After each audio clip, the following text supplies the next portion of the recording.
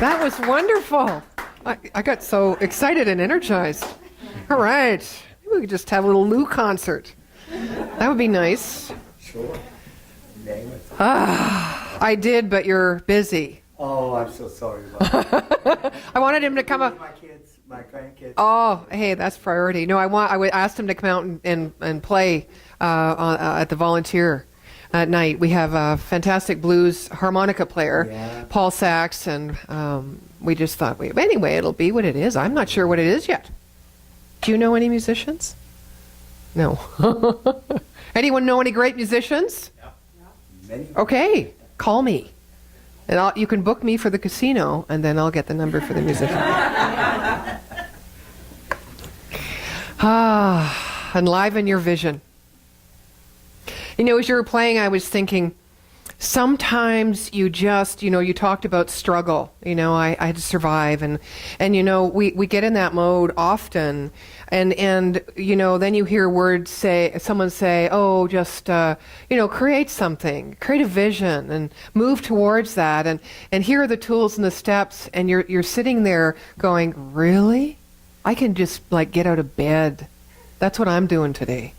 My vision is that I'm going to actually get up, make myself a cup of coffee or tea, try to remember to eat, and try to remember I'm blessed. That's my day. All the way to those moments. I'm seeing some people who are enrolled with me in Dream Builders with Dr. Cynthia Cavalcanti.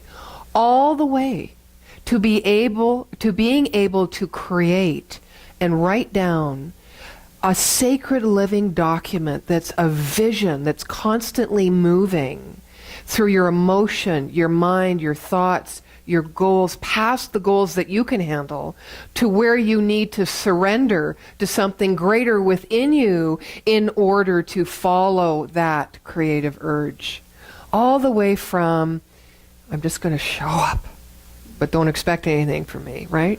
All the way to, oh my God. All the way. Don't we go it? We do it, don't we? Woo! And that's the human ride. That's the human journey. God bless us. Not because we need God's blessing. We are the blessing. Because we are always blessed. Right? That's the good news. So we're talking about enlivening our vision. And I wanted to start with a story you may or may not have heard. But nevertheless, it's a good illustrative story for me today.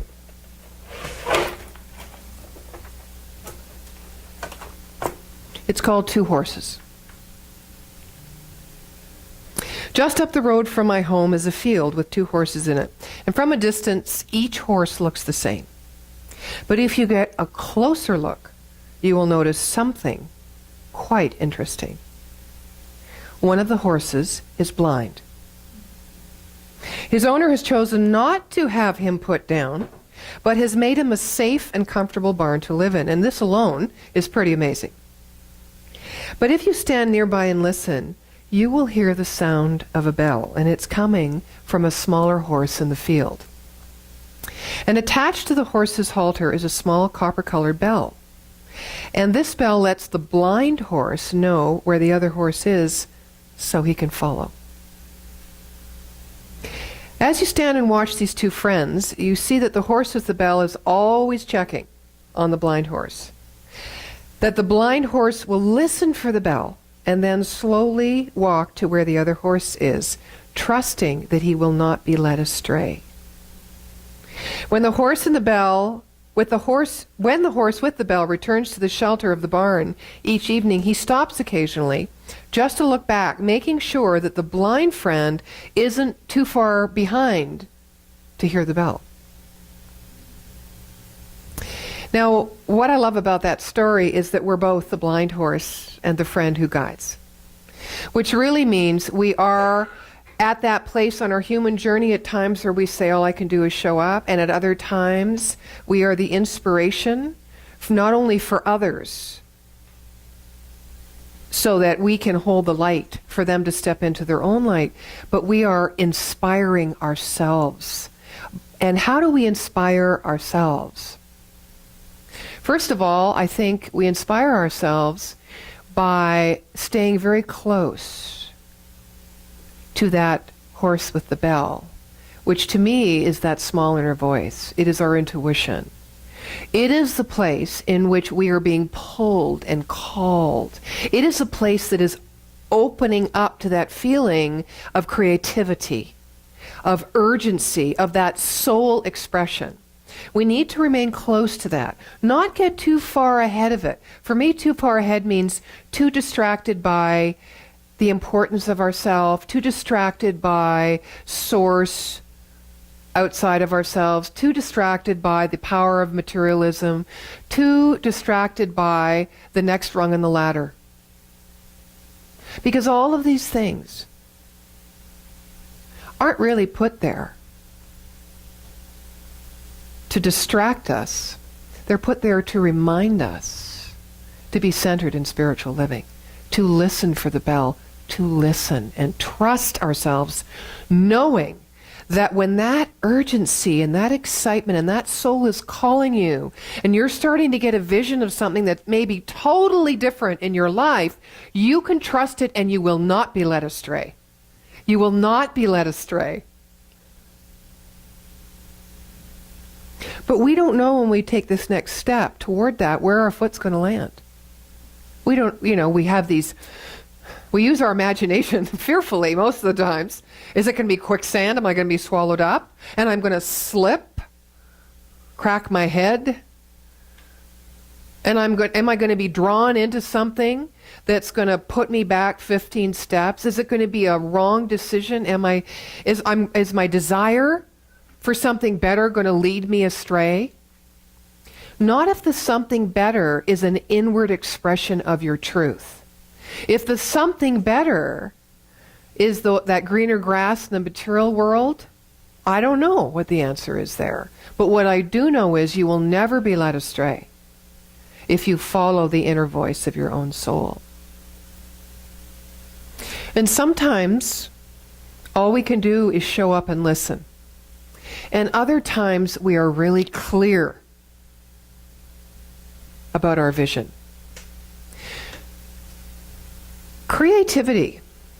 Sometimes that stands in the way. Our thoughts about, are we creative? Can we create something new? Can we even imagine? I mean, I've taught visioning, I've taught visualization, many spiritual practices, and some people have a very difficult time envisioning something other than what is in this world. I just did a funeral on Friday, a celebration of life service for a woman who was a visionary, a pioneer. She was 85 when she passed. And she carved herself an executive career in business in the oil patch. And she worked up till the time she was 82. 82. She was an atheist. Which was interesting for me, because I've never done a celebration of life service for someone who did not believe in God or the eternal spirit or eternal life. And I thought, what am I going to say that's going to comfort the people that have come that are feeling this loss? All of whom I was told, and there weren't that many of them, I would say 40 family members, maybe 30 friends, so say 70 people, all of whom were very religious people, including her siblings. Her husband said, no robe, no God, no eternal spirit. My wife is an atheist, a card-carrying atheist. So what am I going to use to inspire these people who are grieving? There was only one thing I could think of. The infinite possibility of the potential that lives within us as human beings. To live it, to express it, to listen to it, to be it. It worked. Thank goodness. No one threw a tomato. But I got inspired. Wasn't that beautiful that came to me to remind me? Because so often, we come from Christian backgrounds, most of us. Even this teaching has Christian roots. And it says it's okay. It's okay. It's all good. Don't worry. Because you have eternal life.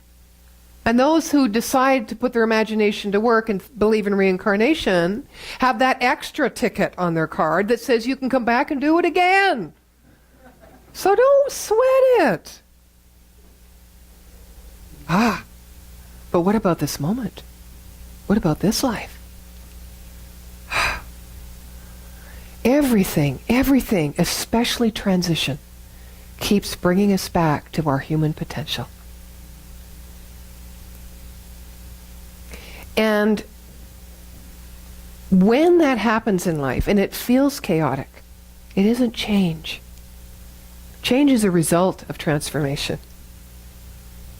Transformation is that inner calling of that vision that lives within you when you listen to your soul.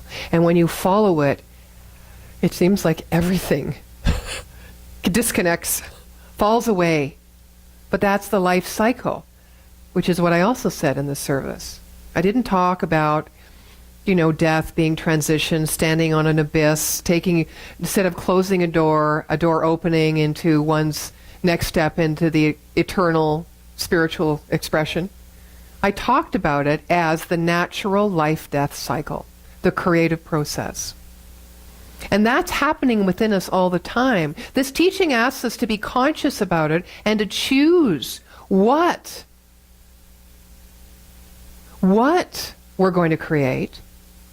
But nevertheless, the law will take away what has no regard or no business or has no energetic vibrational attraction to your idea, and it will discard it for you. You just have to keep that idea in front of you.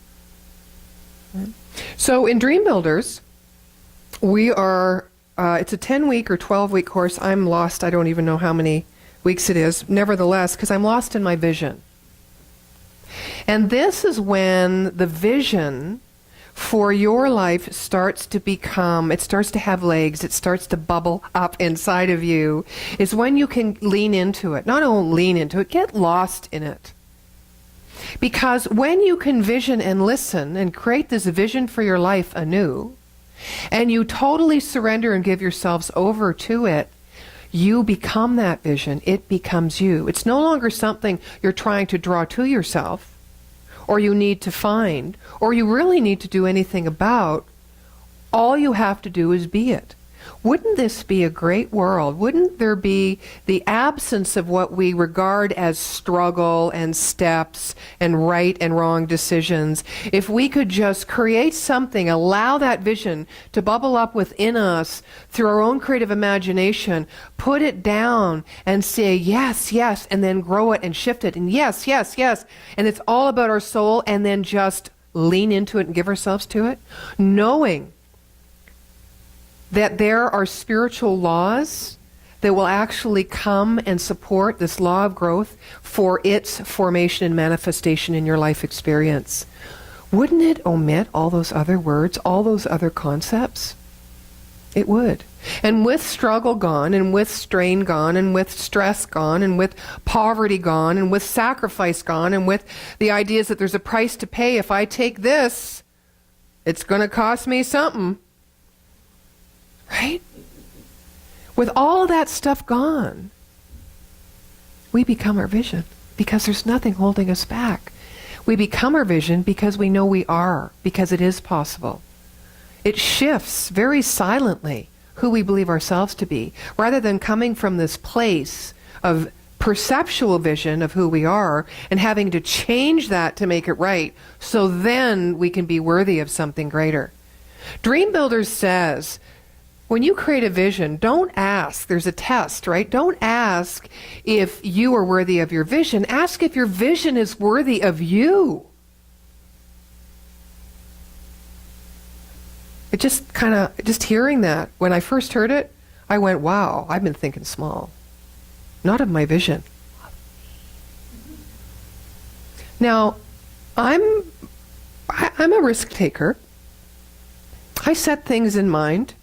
I set them in motion, and then it feels like my life is like, okay, how am I going to catch up to this? I've said it. I've stated it. I want to be a woman of my word. I want to be committed. I want to follow through. And sometimes I am running so fast, I'm tripping over my own feet. And sometimes I put more on my plate when other people look in and they go, oh my God, how do you do that? You know? And sometimes I think, maybe I have put too much on me. You know, maybe I'm not being nurturing or kind. But these are thoughts that happen when I think I have to do something about this. Because when you listen and are called to that vision and your soul is moving forward, you are provided for. You never would have had the vision in the first place if you didn't have within you the capacity to actualize the vision. Trust.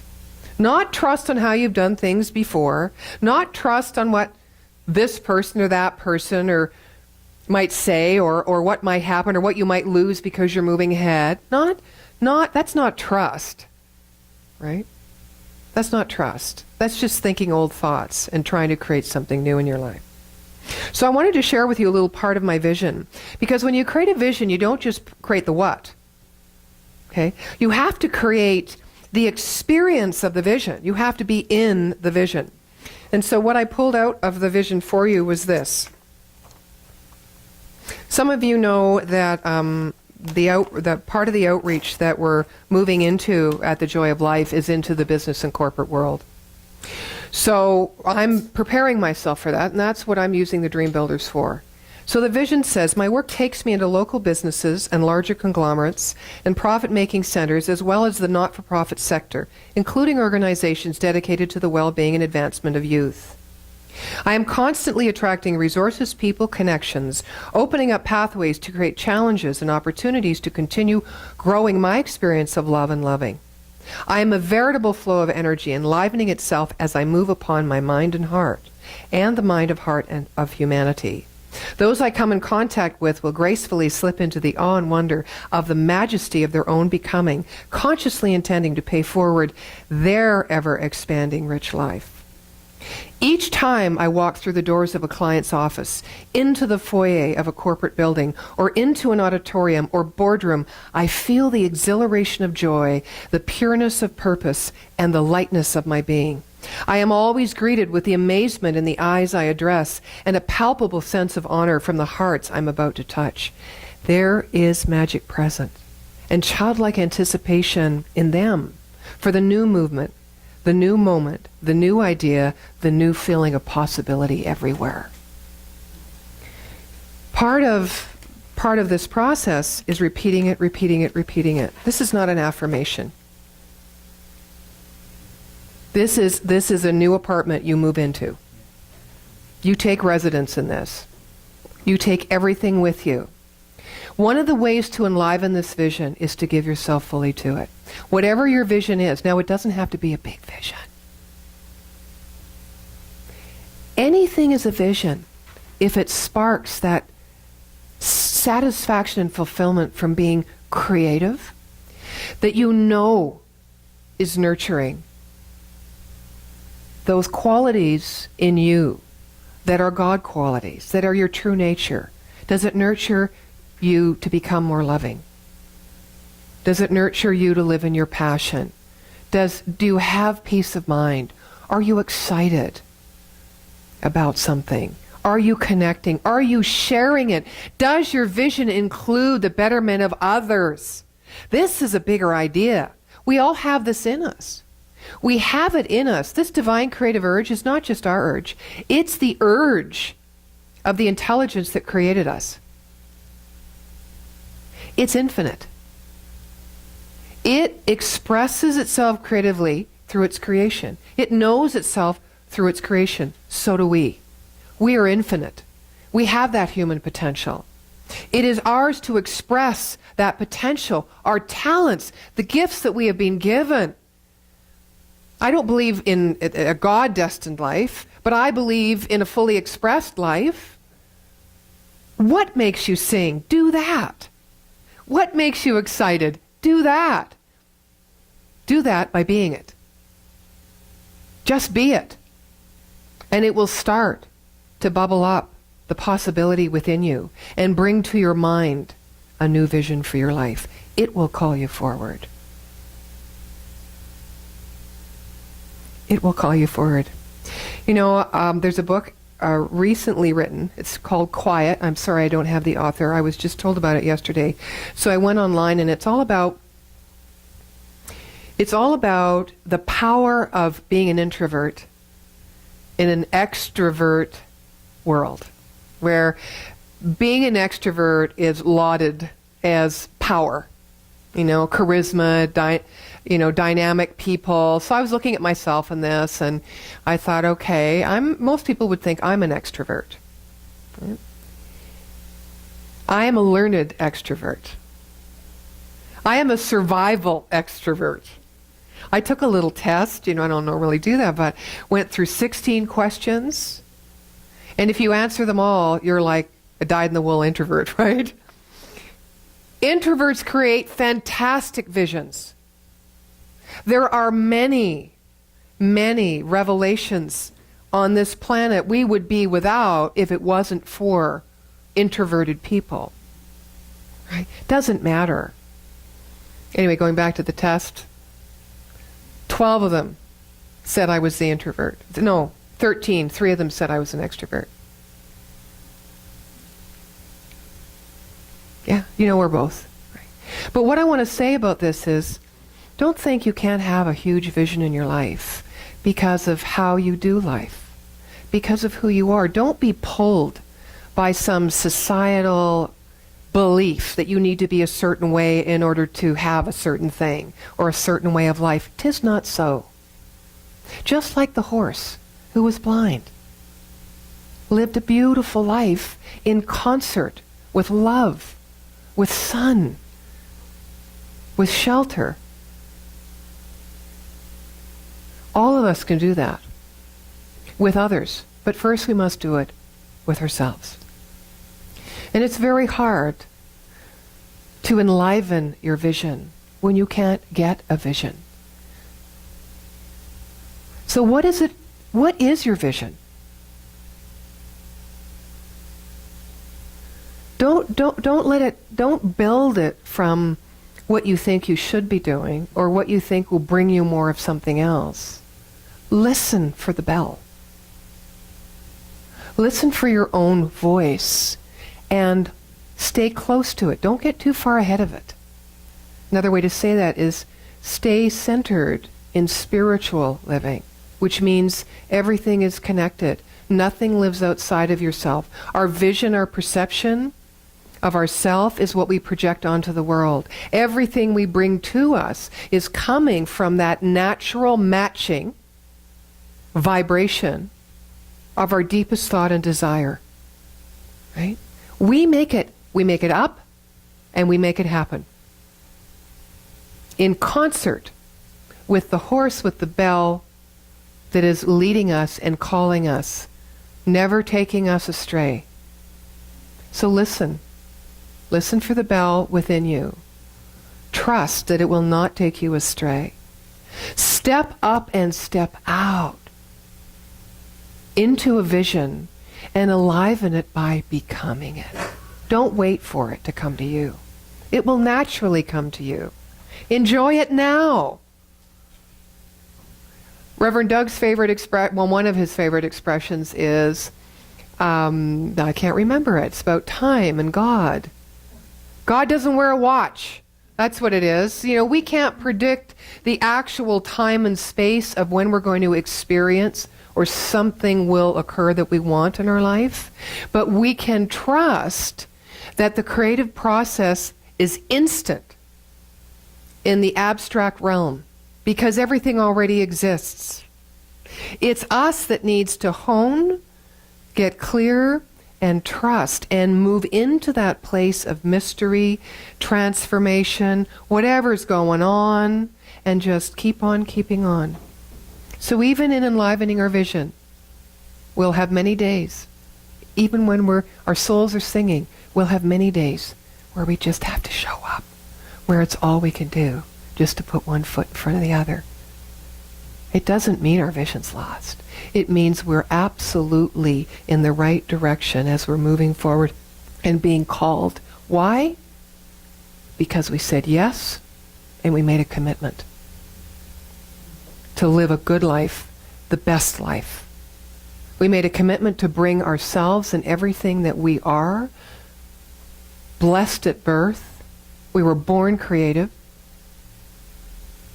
forward into this world. We said yes. No, we don't have to do it all. Our role is significant. Sometimes we have blinders on. Listen for the bell. Listen for the bell. It's always ringing. Ah, the bells are ringing for me and my gal. They're always ringing. So don't worry if you're the horse that's blind or the horse with the bell. We're everything because God is everything. Things are in our life for a reason. We are here for a reason. We make the choices for a reason. And I think they're all to move us forward into the fullness of our potential as the expression of the one, ineffable intelligence, source, creator. Because we are that. I am that, and so are you, and so it is.